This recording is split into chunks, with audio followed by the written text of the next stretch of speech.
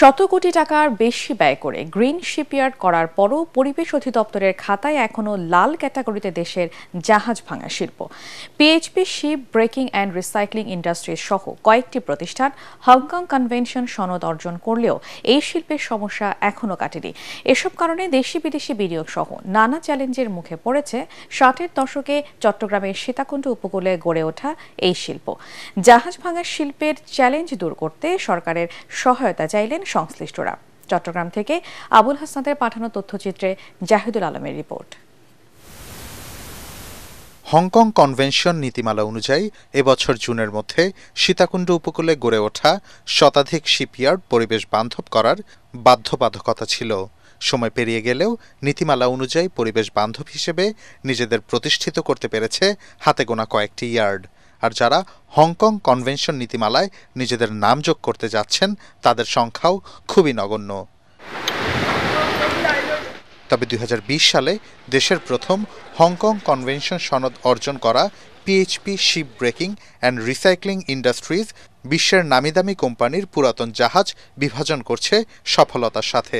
সম্প্রতি সীতাকুণ্ডে ইয়ার্ড পরিদর্শন শেষে সন্তোষ প্রকাশ করেন জাপানি প্রতিনিধিরা, জানান সহযোগিতা অব্যাহত রাখার।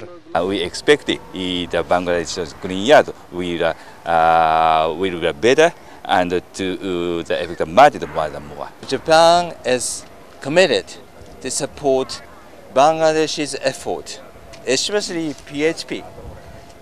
I'm sure that PHP is a leading company in this field. Green shipyard গড়ার নেতৃত্ব দেয়া PHP ship breaking and recycling সংশ্লিষ্টরা এই শিল্পের চ্যালেঞ্জগুলো তুলে ধরে সরকারের সহায়তা কামনা করেন।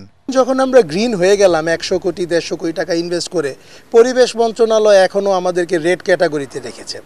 এখন যখন আমরা রেড ক্যাটাগরিতে আছি, বিদেশি ডোনাররা আমাদেরকে টাকা দিতে চায়, কিন্তু যখনই শুনে যে পরিবেশ মন্ত্রণালয় আমাদেরকে রেড ক্যাটাগরিতে, তখন আর বিদেশি ডোনাররা আসতে চায় না। পরিবেশ মন্ত্রণালয়ের সাথে যোগাযোগ করেছি, ওনাদেরকে বলেছি আসতে দেখতে আমরা কি কাজ করেছি, যাতে একসাথে এই ইন্ডাস্ট্রিটাকে আরও সামনের দিকে নিয়ে যাওয়া যায়। গত কয়েক বছর ধরে আন্তর্জাতিক বাজারে স্ক্র্যাপ জাহাজ ও ডলারের মূল্য বৃদ্ধি এবং দেশে লোহার চাহিদা কমে যাওয়ায় নেতিবাচক প্রভাব পড়েছে এই শিল্পে।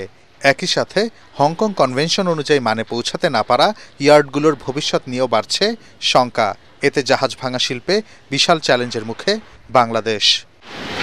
Bureau report, ATN Bangla.